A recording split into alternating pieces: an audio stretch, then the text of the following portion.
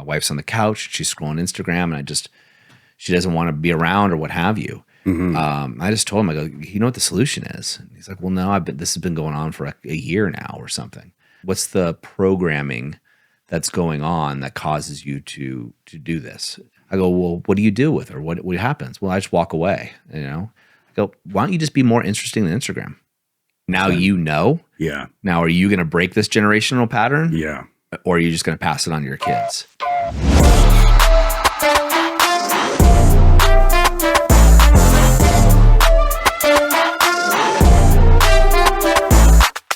Hey everyone, welcome back to another episode of the TPM Show. Today, I am joined by a very special guest, and you guys do not want to miss this, so stick to the end.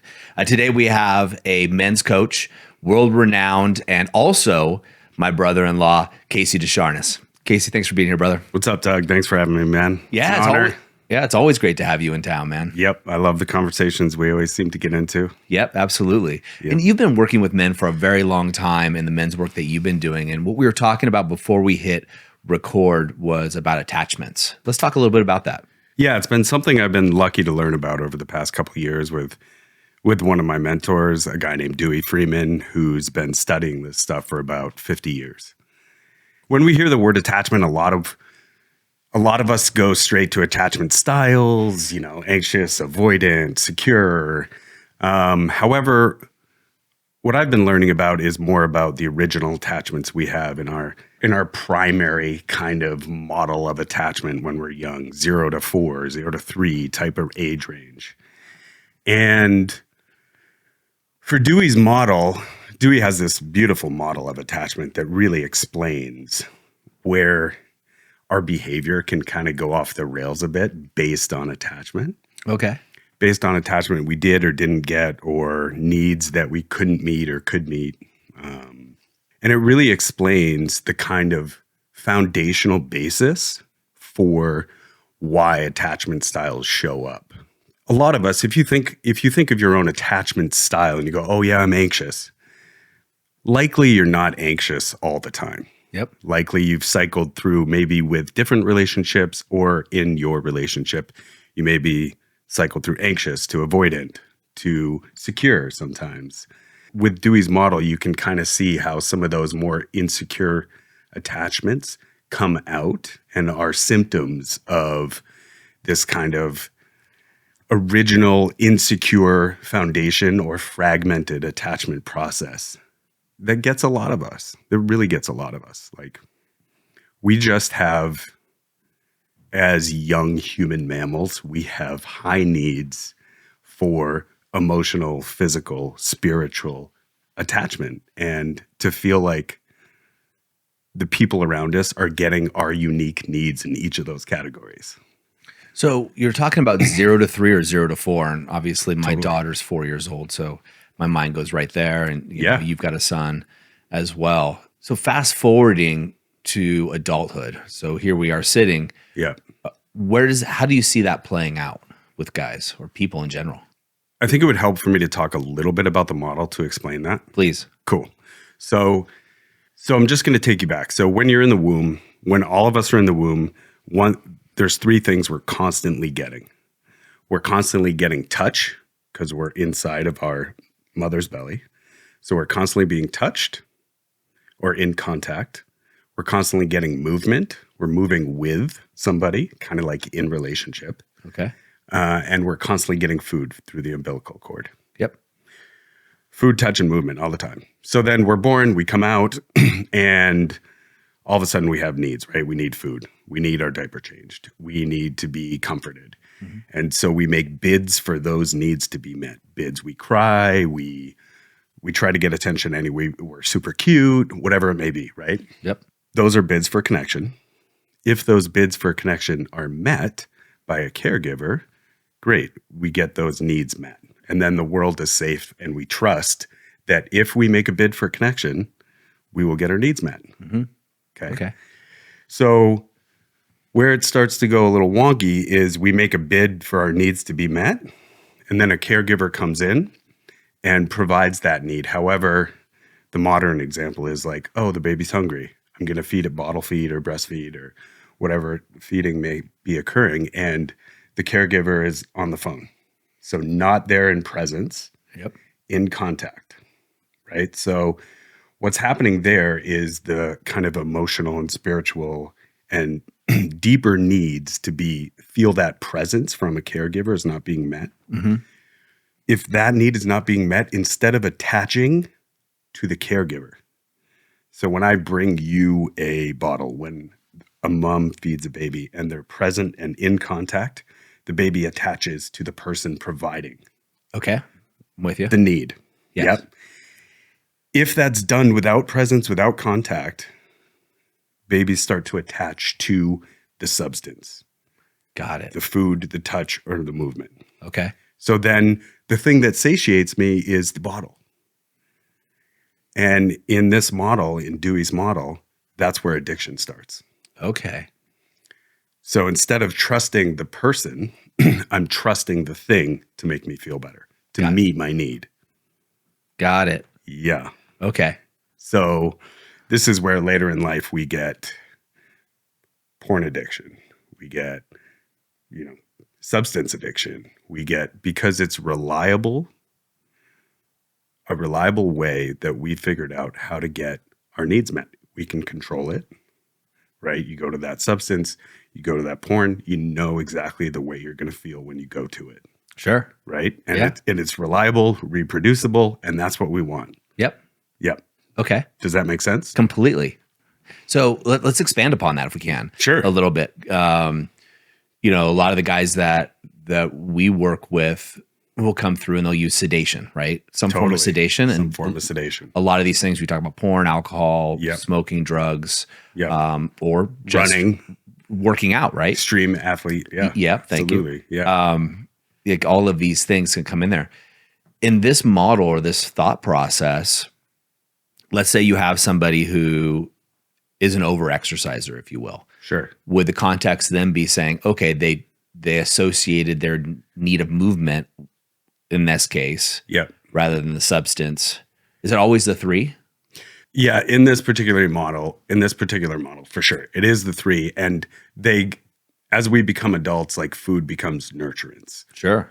Movement becomes emotions or in contact and presence with someone. Touch is like still physical contact. Yeah.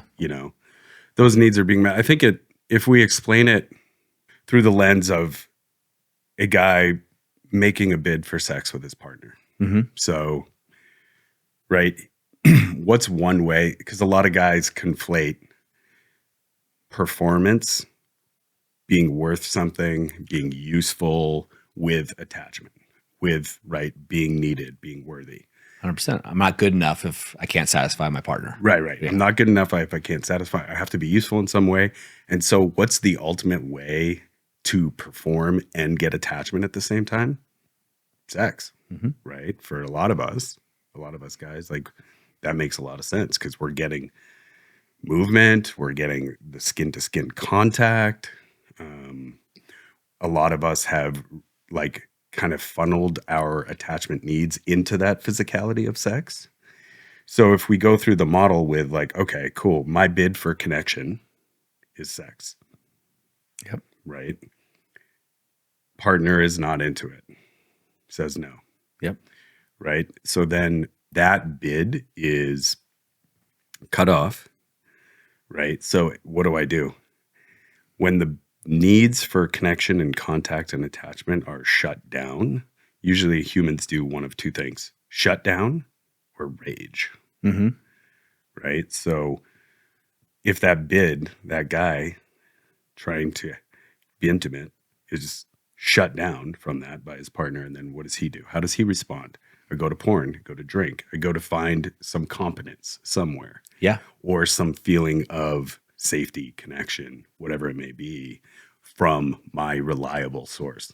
Yep. My reliable source might be alcohol, might be weed, it might be work, it may be running, it may be whatever it may be. Or a combination of all of those. All of those. Yeah. Yeah. It's this process of like, we don't trust or we don't know how to like have needs shut down and then go through that process in a way where we can remain in contact and presence and in attachment. Got it. So when that attachment, and I'm saying that from a sense when there's been a really fractured attachment early. Mhm. So we don't know how to make sense.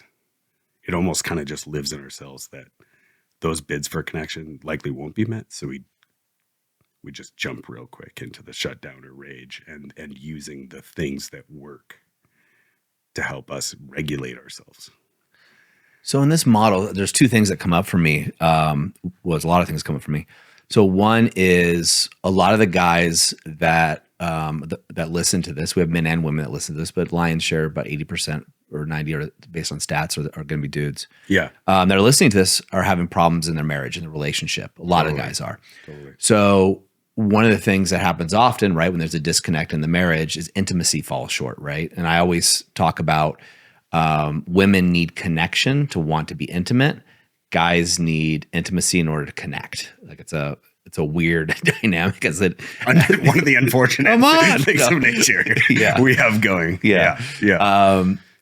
So I guess what's coming up for me right now is if a man 0 to 4, what have you, gets all his bids for connection, all those needs are met, but he's still being rejected by his wife.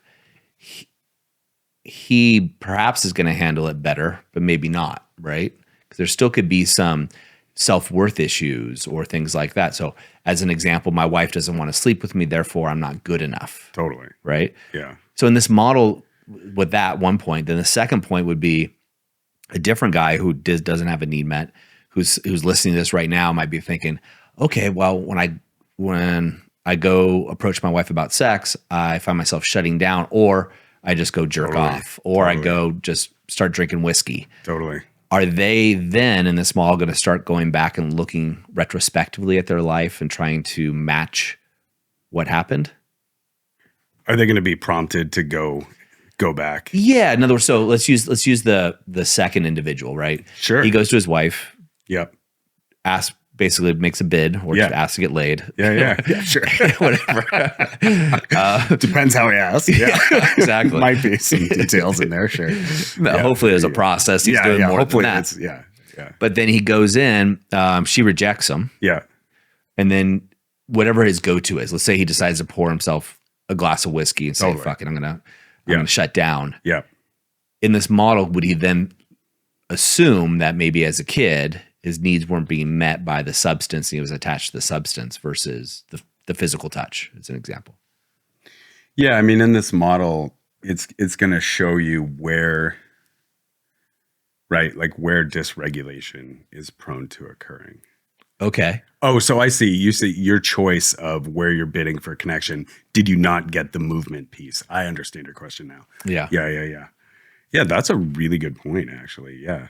Like, what do you choose to do? Yeah. Right. Like where does your choice come from and originate from? Yeah. That's a good point. Yeah. Because I'm curious if then that guy there wants probably is a connection. I haven't actually thought about that before or explored that with Dewey, but yeah, it could be. It could be also based on environment, that one, right? Like exactly what you're saying, nurture. Yeah. Right? Like yeah, if you choose movement, maybe that was a thing that was reliable for you as a kid.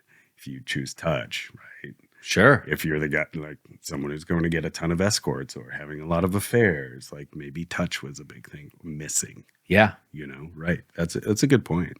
Yeah. Solid point. Which is also interesting because, I see it with guys who have a lot of affairs, also are guys who have been sexually abused. I see that quite often with men. Yeah. Anyway, we're getting away from this model because I'm curious about it. Yeah. So a guy listening to this, right? He's on the treadmill right now, running, going, "Oh crap!" I'm getting my movement in. But looking at this, what can he do with this information? Well, I think, look, our culture struggles to empathize with men's coping strategies, right? And our culture also struggles to explain sedation or addiction in a real way that is humanistic, right? That actually points to some kind of fracture that makes sense and doesn't actually just criticize what's happening. Okay. Right. So one, I hope like people hearing this is Dewey Freeman's model. It's brilliant and it's simple and it's straightforward. And when when I see him teach this model, you can see the guys just go, oh, It's not my That's fault. me. Got it. Yeah. Like, it's not my fault. That makes sense. Finally, someone explains my coping strategies or my addictions in a way that fits my life and makes sense to me. Got it. We all know we're looking for human connection on a deep level. We all have some intuitive sense of that, right? And I think because we do, it makes a lot of sense that that early period, there was a rupture there that made that feel incredibly unsafe to look for. Yes. Yeah. I could see that. So with this model that Dewey's teaching, so if Dewey's teaching this model or you're talking to somebody about this, Yeah. what it sounds like it achieves is freeing people from shame. To help yourself address a problem, we all need to find the root of it. We all need some, like, the cognitive understanding of it, the framing of it matters, right? And so it does help alleviate shame. It helps alleviate the burden of, like, something's wrong with me. It's all me. I messed up in the world, which is likely from that fractured attachment, that exact thought pattern. Like, it's all me. I messed it up. No one wants to really attach to me. No one finds me that interesting or useful or fun or intelligent, whatever it may be. That's why I didn't get the attachment I needed. That's why no one's interested in me. That's why I use these coping strategies that are fucking up my life and sabotaging my life, right? Sure. Because it's all me. Yeah. I am a broken individual. Yeah. And when people look at me, that's what they see. Yeah. It's like, no, Yeah. you're a human that probably likely got a semi-fractured attachment and you're trying to fix that. You're actually doing something that's right. And sometimes even Dewey, when I've worked with him and been around him working with other men, one of the great things I've learned is some people who really had tough times in those young attachment years, a lot of them, right, have addictions, right? Like substance addictions. And sometimes Dewey will say, like, wow, that substance addiction likely saved your life. Yeah. Yeah. Well, it makes sense, right? Yeah. It's a coping mechanism. Yes, exactly. And I think for some people, in my experience, it comes to acceptance first.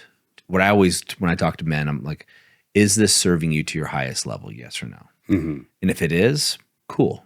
Yeah. Don't worry about what anybody else says or anybody else does. Do you, right? Totally. If it's not, then we can look at what we want to change. What's the underlying current? Is the way I describe it. Yeah. So different than this, what Dewey's saying, but similar. Yeah. But what's the underlying current? What's the programming that's going on that causes you to do this? And you can start looking at the root. Yeah. The analogy I'll use is I think a lot of people, Casey, like when you look at the problem, like, oh, like a garden. Think of your mind as a garden. And you've heard about this, like As a Man Thinketh or books like that. Yeah. Yeah. And what a lot of people do is they go, well, crap, there's a lot of crap in my garden, a lot of weeds. Yeah. And they go with the weed eater and just chop it all out. Yeah. Let me just remove all of it. We're good. Yeah. We're good. And then what happens as soon as the water comes again is the weeds grow, unless you go to the root of it. And this is what this model allows guys to do, is go to the root and pull it out. And especially with unconscious patterns. Yeah, I really think so. I think it gives a little bit of a map, or a huge map in my opinion, but a bit of a map for us to look at things through this lens and really go, okay, like, where could I be more relational? Where could I get those actual connection, contact needs met in a bit of a healthier way? Yeah. Like, can I up, for lack of a better term, but can I upgrade my coping patterns? Right? Sure. And, Gabor Mate said this, Dewey says this, it's in the consciousness now, is like the opposite of addiction or the opposite of coping strategies is not sobriety, it's connection. Yeah. It's relationship. Yep. I think having that in our consciousness is imperative in this work, because that's one of the things we're providing in men's work. Is there's so much fractured attachment in men and in our early years. For instance, 0 to 2, to be heteronormative, girls and boys are touched like a very similar amount by parents. At 2, after 2, boys, the amount of touch boys get drops off significantly. So and the kind of the grooming of more like, you'll be all right. You can get through it. You're tough. You got this. Yeah. And Dust it off. Dust it off. Yeah. Right. Like, and yeah, cool. Like that helps us. And it also hurts our attachment a bit, likely, right? It has something to do with it. Mm-hmm. Yeah. So moving forward, it's like, yeah, okay, cool. Like I have this imperative need as this animal that I am, human. Yeah. And it's relational, and that could actually help to cure this process that I keep cycling through. So one part of the model is to think about it as like you go through the cycle. And in the studies that Dewey did were, okay, let's look at how many times babies go through this cycle. Turns out it's like 10 to 15 times an hour when they're young. Mm-hmm. So, and that could be really simple, just like a little cry because they need to be moved and shifted in bed, and you pat them on the back and the whole thing's done. That's a whole cycle. Yeah. But to a baby, that feels like going through a hard time. Like I'm hungry, I'm crying. That feels like a challenge, a hard time in life. And if your caregiver meets that need in presence, in contact, and you come out the other side, you get fed, you feel better, you feel okay. You're like, wow, I can go through a hard time and come out okay on the other end. Same thing, you fast forward into adult life, right? Like, hey, I can have a disagreement with Doug. Like you and I can disagree on a subject and it feels challenging, feels a little hard. But on the other end of that, you and I are still close. Mm-hmm. And maybe even closer, or maybe we're annoyed with each other for a couple hours, but at the end of it, we're still close. Yeah. So we just go through a hard time and come out okay. And that actually strengthens our attachment bond. So going through any type of adversity, right? Adversity, that's why you see people that go through events or challenges in life to be closer. Right. Yeah. Like anyone in the military who goes through a massively challenging time with a core group of people, they're very attached, right? Yep. Yeah. Yeah. Or any experience, especially experiences like near-death experiences, if you will. Right. I've experienced this many times in my life with groups of guys or groups of people, really, Mm-hmm. where you're out doing adventures or, class 5 whitewater rafting where you shouldn't be doing, Right. Which I've done. Right. Let's put ourselves through that. Yeah. So, yeah. And people, at the end of that, how close this group of people that didn't know each other become with 100%. each other. And I think that's what's happening likely on your retreats with men, right? Yep. They come in a little scared. What's going to happen? What am I going to have to face? What am I going to have to tell people? Really? Yeah. And then they do, right? This process of being in that group, in that core kind of safe functioning area, or space that you guys create. They go through a hard time. They bare their soul, and they do it in like very safe relationship, in contact with other people, in presence with other men that are not afraid of what they're sharing, Yep. not surprised, not judging them. They're just saying, I got you, man. Yep. To come out the other side of that, and they're like, whoa, I just went through a process. They went through a hard time in relationship. The relationship stuck and got stronger, and they came out okay. So it makes sense. That's how we attach to things as humans. I love it. Yeah. So a guy listening to this right now, again, we'll go back to the guy on the treadmill, who's listening to this and is noticing, okay, like when I have a bid for connection with my wife and she rejects me, she goes to her iPhone, she's doom scrolling Instagram or whatever it is. Totally. I notice what I do is binge eat. I go to that refrigerator and freezer and grab ice cream or what have you. Totally. What does that guy now do with that information? What's the next step for him? So information helps. And then the next step is like the awareness of like, oh, I'm in my limbic emotional brain responding to something that feels like it's cutting me out of something I need and want at a core level, right? Like, Mm-hmm. how do I recognize that I'm actually in, for lack of a better term, I'm younger. The limbic system is the emotional system of the brain, right? And it's almost like that's how we process information when we're young. So for lack of a better term, oh, okay, I'm 8 right now. Yeah. Right? Like I actually am. And and it makes sense that I want connection with my wife. That makes sense. I didn't do anything wrong. There's nothing that's bad or wrong about me. I just want connection at a time when she's not available for it. And yeah, it doesn't feel good. It feels horrible. How can I process that part that actually feels horrible? How do I do it unconsciously? What are the unconscious patterns set up in my system? And how do I bring some more conscious awareness to that? Do I call a buddy? Right? Like, do I start to like make a different practice of like, when I feel this way, I actually reach out for other connection. Like, call your buddy, call your accountability partner, call the guy you went through the weekend with, and let it be known. Trigger response. Trigger response. Totally. And just change the response to the trigger. Change the response. And if you can do it in a relational way, you know, to me, that you're winning. Yeah. Yeah, you're winning. You're getting something you need in a healthy way for yourself. And you're doing it in brotherhood. Yep. Which is a huge deal. Yeah. Yeah. As you know, we have a 1-year program called The Brotherhood, ironically or not. And that's what the men will do. So That's awesome. These are all businessmen that we work with. And so they'll go in there, whatever the situation will be, and they'll share this type of information. They they're guys. They're sharing jokes and Totally. and asking business questions and all parenting questions. But also when these kind of, I call it trigger response, come up, they're also sharing that so they can be in relation. And guys are jumping on calls with each other and et cetera. I'm just thinking about when you were talking, which I love this whole idea of rewriting that response each and every time and making it conscious, right? So what a guy could do listening to this right now, again, the guy on the treadmill, is he's like, oh, I'm getting ice cream. What is something that would help him, right? Like he should be thinking, okay, every time my wife turns me down, right? Then I realize I'm going for ice cream to get my needs met. What would be another positive thing for me that I could turn that to? Is that right? Sure. Yeah. Instead of ice cream, go for healthy food. I don't, like that's a very simple one. Yeah, yeah. The thing is with these responses, it's hard to address the issue without it being relational. Got it. Because the injury is relational.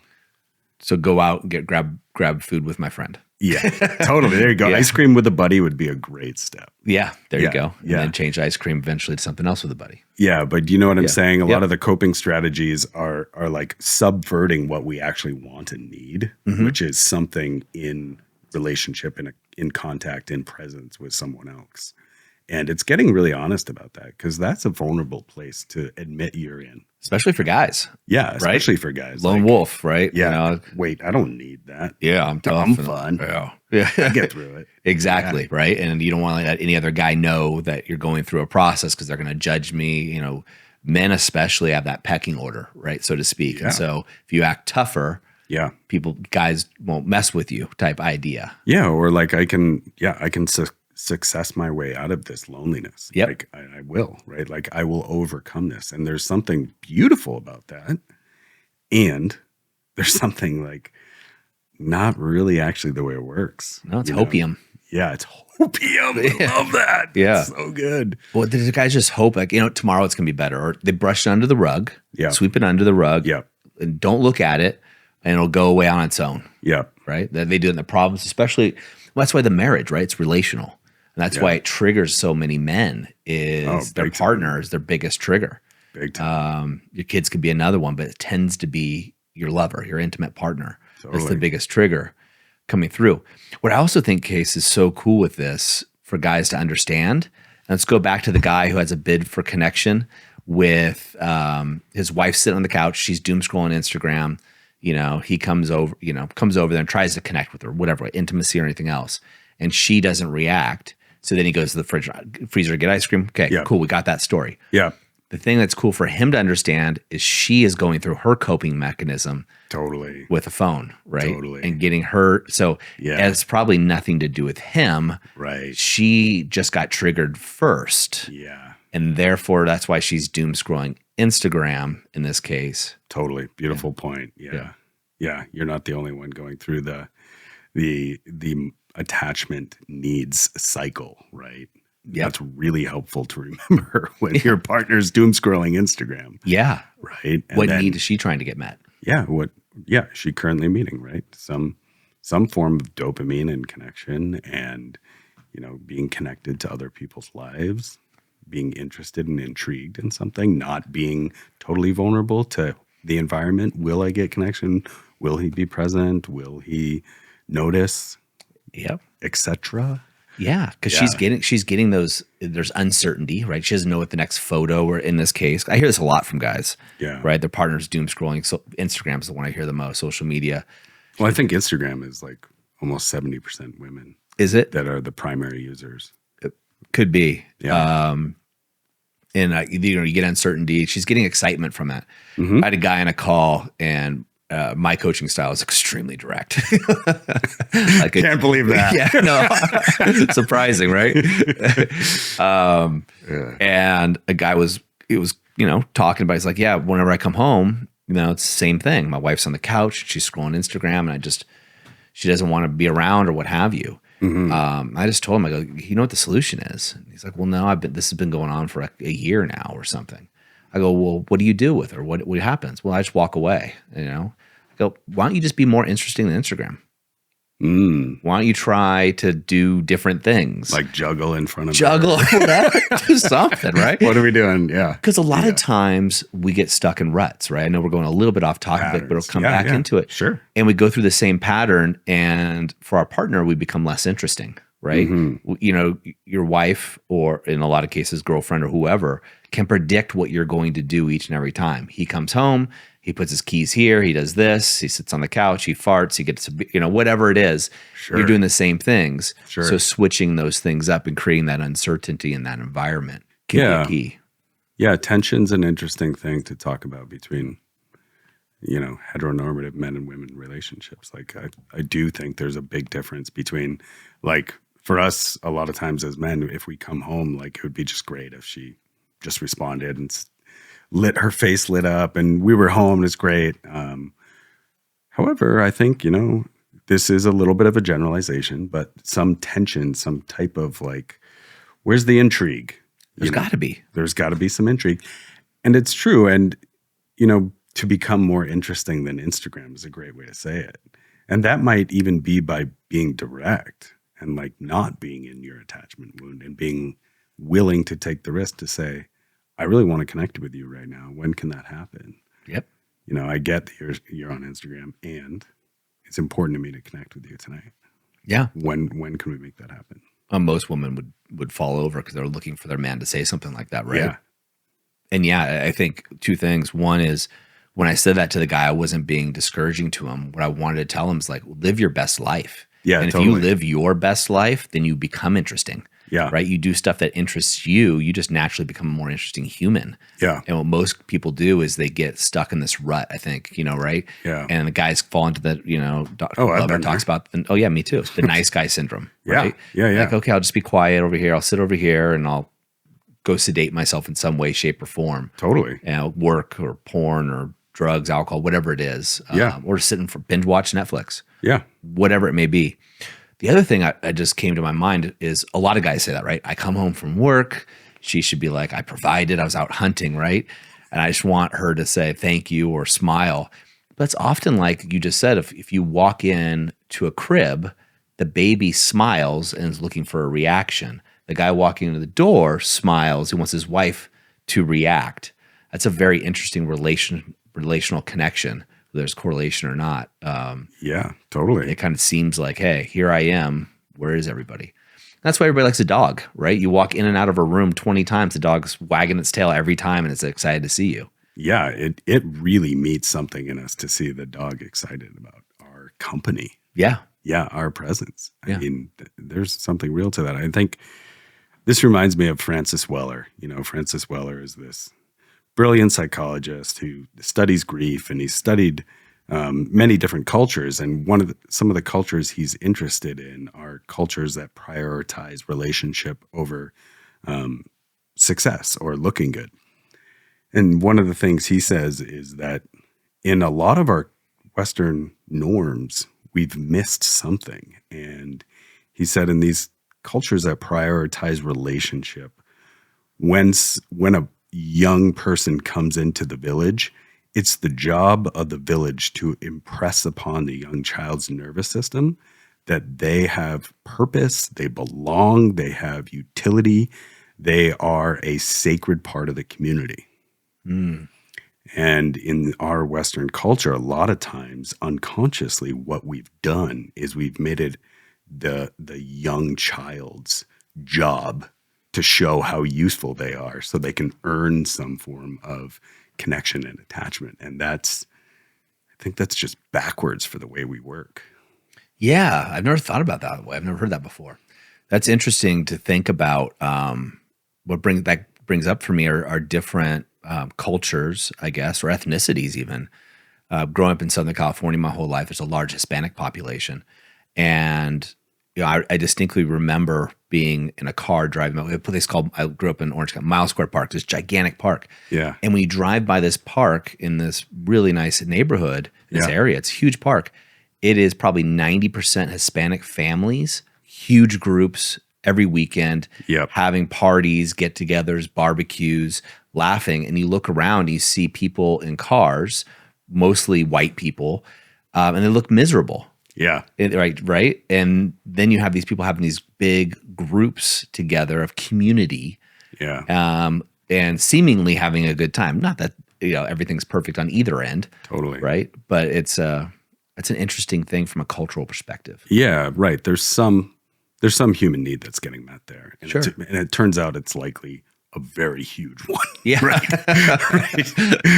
Kind of important. Yeah. Turns out it may be much bigger than we've treated it or we've realized in our culture. And I think, this model we've been talking about, the work we're doing is we are directly involved in kind of repairing that. Sure. Attempting to bring connection back in a way to repair this kind of fracture that we all feel and have like cortisol running through our systems about, and it's like, there's something that once you get it, there's a deep breath that your nervous system takes and you go, whoa, I didn't realize the extent to which I needed that.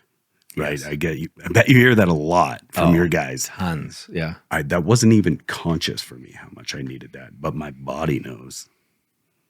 Like my body knows. It gives me the feedback that like, wow, that was amazing. Yeah, we do. I think we do 2 international events every year. Coming up, we're going to Prague here in October with a great group of guys. Right on. Jealous of your travel. The company. It's great. I love it. Yeah. And it's needed. I always tell the guys, like, you got to show up, man, because you get that connection, that community that you likely can't find anywhere else, right? That tribe, if you will. Yeah. Where you can be yourself. You can, there is no judgment. These guys are business guys. They like to talk about business, right? So you can talk about, but you can also talk about parenting, the trials and tribulations. One thing that I see all the time, Case, is when we work with men at what is called a transformational event, one of our transformational events, is the generational patterns, right? Yeah. So what occurs for me in Dewey's model is I would guess that it goes back. You're shaking your head yes for those that are just listening, but that it goes back. So if my mom, as an example, was disconnected while breastfeeding, whatever, she may have had that same pattern to her, my father, et cetera, and it goes back and forth. 100%. And so what I always tell the guys when we discover this, because we don't use this pattern, but it's something very similar to what Dewey uses, is the difference here now, guys, is your parents didn't know. 100%. Now you know. Yeah. Now, are you going to break this generational pattern? Yeah. Or are you just going to pass it on to your kids? Yeah. 100%. It's something we talk about all the time as men. Every guy's like, well, I want to leave a legacy. I want to leave a legacy. Yeah. Like, dude, you are leaving a legacy. Yeah. It's just, is it a legacy you want to leave? Yeah. Or is it a shitty one? That's the difference. Yeah, that's so good. Yeah, you are leaving one regardless. Yeah. Yeah, that's so good. Yeah. And 100%, right? Like the imprint we got from parents, from their parents, like, we can go down the rabbit hole of generational stuff that's passed down, but I think we can all agree that, that's a thing. That definitely happens, right? And there's a certain, you've likely seen this, right, with your 2 kids, Doug, is that when babies are really young. They don't have the ability to shut their nervous system down to the environment. They're just open. So the environment they're in is their nervous system.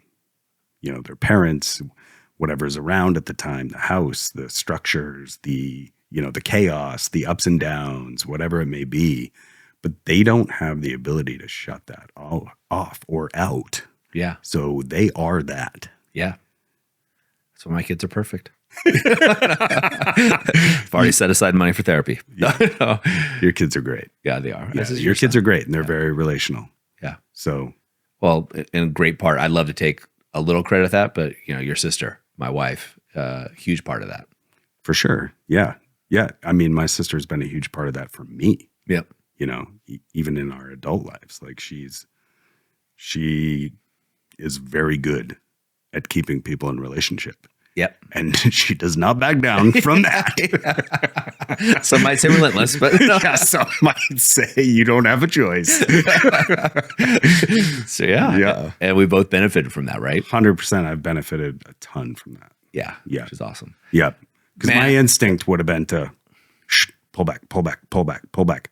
My instinct, a lot, pull back. Even though I know I want that thing a lot, my instincts, pull back, pull back. I think that's most men, most people probably, right? Yeah. I think men more so than women would be my guess. Women tend to be better at we can go into the anthropological versions of that, but probably not now. Yeah. But I think men in particular. And when I think about the guys that I've been friends with for so long, and you've met a lot of them at my wedding or what have you. Yeah. It's because of their persistence, not mine. Yeah. Right? Yeah. To the point of constantly texting or calling and calling and calling. Yeah. And because of that, we've become so much closer.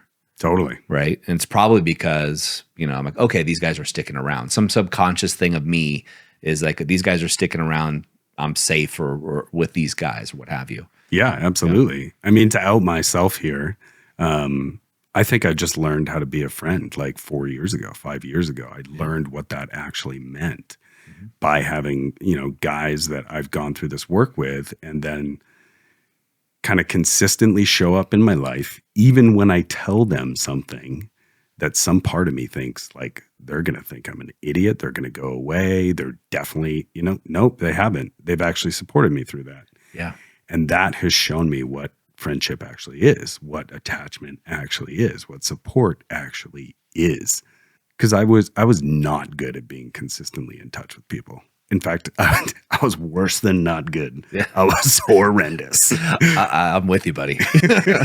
I'm with you. Yeah. And I think a lot of people are, though, Casey. I think a lot of men are anyway. I think that's a big thing. It's go into your cave. Yeah. And likely it's some aspect of that.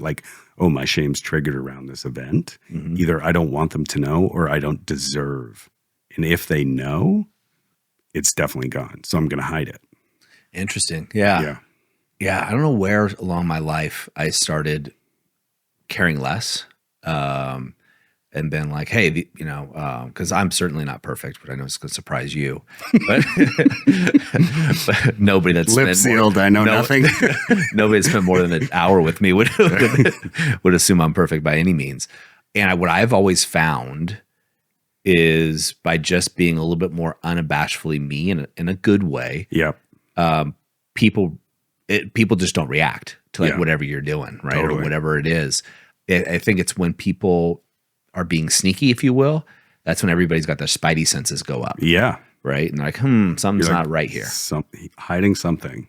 Yeah. Yeah. We were talking about an individual both of us know earlier. And we're saying there's just something off. Something. My intuition picks up something is off about this human. Yep. Yeah. Which is really interesting. There's something in the background, right? Yep. Whatever it may be. Yeah. There's just something in the background. Yeah. Yeah, I mean, and that's been huge for me as well. Saying things that I didn't think people would connect to, or showing parts of myself that I'm unconfident or insecure in. It's actually people connect to that more. Yeah, yeah, people relate and connect to it more. And you're more safe, right? Because if you're going to share some of your skeletons, then maybe I can share some of mine, or less judgmental. Yeah, and then all of a sudden we're human together. Yes, exactly. I also think, I know we're going all over the board and cool. I know, it's fine. Yeah, it's fine. Sorry, guys. Yeah. There'll be a part 1, 2, and maybe 3 of this podcast. I wonder what's coming up for me is this idea that I think a lot of guys, like I know my personality shifted somewhere in adolescence.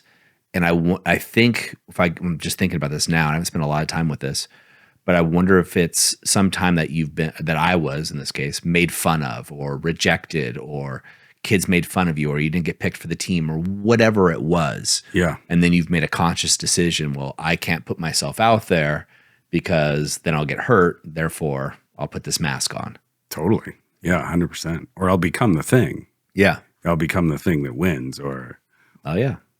Yeah. I'll show you. Yeah. Yeah. I'll create a badass motherfucker. Yep. Right? Yeah. And that's real. I mean, oh yeah. I always find this conversation is an interesting one because there's such positive things that come out of that. Right. And it's like, we don't want to create a soft environment where no one ever experiences a rejection. Yeah. It's how relational can we be in that rejection? Yep. Like how relational and supportive can we be as parents to our kids when they go through something like that? Yeah. Because if they're just left alone, what happens? It's bad, right? Like, let me figure out a way that'll never happen again, which is non-human. That's not truth. I will hide until I think I'm going to be at that point. Yep. That somehow magical point, which a lot of dudes have. Yeah. Once I reach this pinnacle, all these other parts of my life will fall into place. Yeah. It's lovely fantasy. Yeah. It is. Yeah. At TPM, we say the journey is the destination. Yeah, totally. Right. And so when people look for the destination, like when I buy the lake house, my wife will be happy and my kids will love me. Well, maybe they'll be happy for a little bit because it's the excitement of the new lake house. Yeah. But that's not it, right? That's not like all of a sudden it's done. I know for me, when I married Erin, I thought, okay, box check, right? Totally. Let's move on. That relationship is secure. Solid. Let's just go on. Yep. Now I can focus on, building the business to support our family and our vision. And it didn't work out that way, right? I didn't realize because I didn't have a model to look at, like a healthy one to go, oh, this is not how it works. Right. Right. You don't just go out and work your ass off and then everybody loves you. Like, well, crap, this sucks.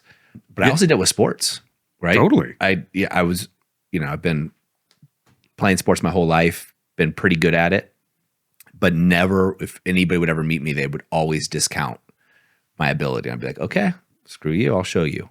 And this even happened this year with a bunch of dads having some wine, what have you. I suggested pick up basketball. I'm 7 years older than I think all of them, or maybe even a little bit more.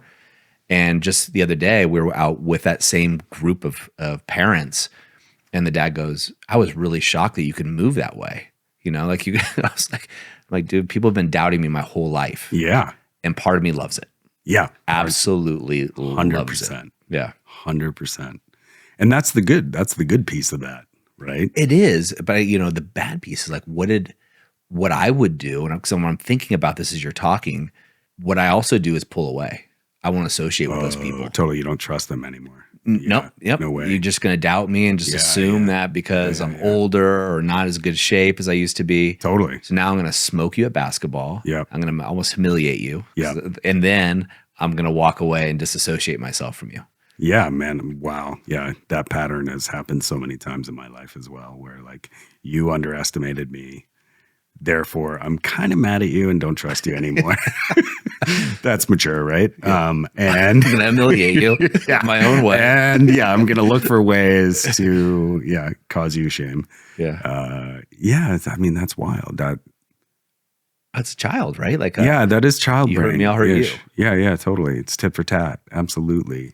100%. Yeah, absolutely. And I think it does connect too to the thing in us that's like, oh, we missed a connection here, or we got rejected here, or someone didn't think we were worth knowing here. How can I have control over the environment and become a way more useful, better, capable human? And then they can't fucking deny me, right? They can't not see me. Yep. Yeah. Sports for me, 100%. Yeah. They can't see me. Now I'm in control because now they want me on their team. And maybe I don't want to play with you. Yeah. Rubbing their face a little bit. I'm sure for me, my brothers were 7 and 10 years older than me, both very athletic. And they really pushed me towards that. Yeah. Which I'm also super conscious not to do that with my kids. Right. Which is also hard. Super hard. Right. Because I want to go play basketball, baseball with my kids. And if they're like, I don't really want to play. I'm like, what are you doing? Yeah. Like, come on. Okay, Yeah, good. darn. Yeah. And like one of the methods of connecting for me is taken away now. Yeah. I also don't want my son in particular to show up to his baseball game and be the worst player because he didn't practice. Right. Right. And so, yeah, but, there's some protection in it. oh, big time. 100%. Yeah. And there's my own issues that are attached with that in a major way. So it's hard, you know, with your sister, my wife being athletic too, Yep. of not having kids that are as athletic or wanting to be or desiring to be, of adapting to those new roles of like, oh, hey, look, if you're going to play baseball, then you need to practice. Yeah. Or is that forcing them? So anyway. Yeah, that's a gray line, man. That's some of it is like, right, just the reality is of the way things work in the world, that to be good at something, you need to put in some time. Yeah. You need to, put in some effort and energy. And that's real. It is real. Let's not write that one out. Yeah. And where's the fine line, though, from pushing your kids? Yeah, That's a whole nother podcast topic. That's a whole different one. As if I know. I mean, like maybe I know some of it. But yeah, you're a great dad. Like ever since, this is a side note, but ever since you had your son, when I would show up to the Desharnais family events, you often would have books on parenting with you as a single dad at a social event, but that's what you'd be reading in your private time, which I always noticed and appreciated about you. Yeah, I did a lot of digging. Yeah. You know, it was very apparent to me that some of the stuff, my son was going through at a younger age could affect his sense of safety, secure attachment, etc.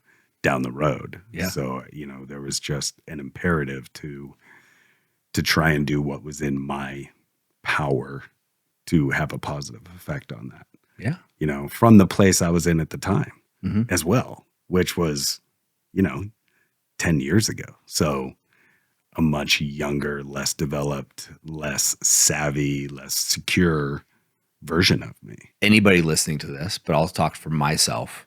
I hope that I'm always saying the younger version's less savvy. Yeah. Right? Yeah. Because then it means you're not growing. Yeah. Right. Totally. And I think always I want to look in hindsight or retrospectively and laugh at my previous self. Totally. Like, what a friggin' moron. Yeah. Right. Like, and I hope wow. I'm continuously doing that. Like, Yeah. what am I going to be at 50? I'm 47. At 50, what am I going to be laughing at my 47-year-old self? I can already think of a few things. And then at 60 and going through that mental exercise is really good for me to go, okay, this is perspective. Yeah.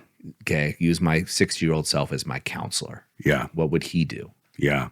That's a beautiful thing to be able to do and to have a good perspective around, and to be in the work you're in where those growth milestones can happen in a supported way with other people. And so they can happen without going down rabbit holes of shame, or without, getting interrupted and stalled and stopped. Instead you're like, nope, learn this lesson. That's embarrassing. And yep, I'm learning it and I'm growing. And to do that in, like we've said throughout this podcast, with contact and connection to other men, that's way different. All of a sudden your life is growing at a much more rapid pace than it was prior to those connections being there, because you're allowing yourself to grow in a much faster way. Yep.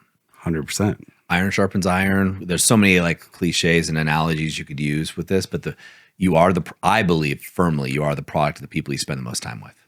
Yeah. And the basis of how well that goes is just relational. It is relational. Yep. It's like, how much of my humanity can I be, share, talk about, tell the truth about, and stay in relationship? If it's a lot, you're growing. Yes. Yeah. There's no doubt about it. Yeah. Man, Casey, I love having you Awesome, around man. as always, buddy. Thanks so much for being here and all that you're doing in the world. Thank you so much, Doug. It was really fun to have a conversation with you. I appreciate your work. Likewise. Yeah. Cheers. Gentlemen, as we always say in the moment of insight, take massive action. I know we went all over the place with this episode, but there's so many nuggets to take over there that Casey has shared with you guys. Go back and look at it. And when you're looking at it, look at what is your attachment? What happens when, we'll just use your wife, right? When your partner rejects you, your bid for connection, you're asking for intimacy, wanting sex, you get rejected. What happens? Do you shut down or do you turn to something else? And what you're turning to, is it really helping you? Is it benefiting your life? And if not, well, we're going to suggest you take a change. Take a pause, look at it, take the actual trigger and then look at the response and look at something different. But whatever you do, guys, as I always say, in the moment of insight, take massive action. We'll see you next time on the TPM show.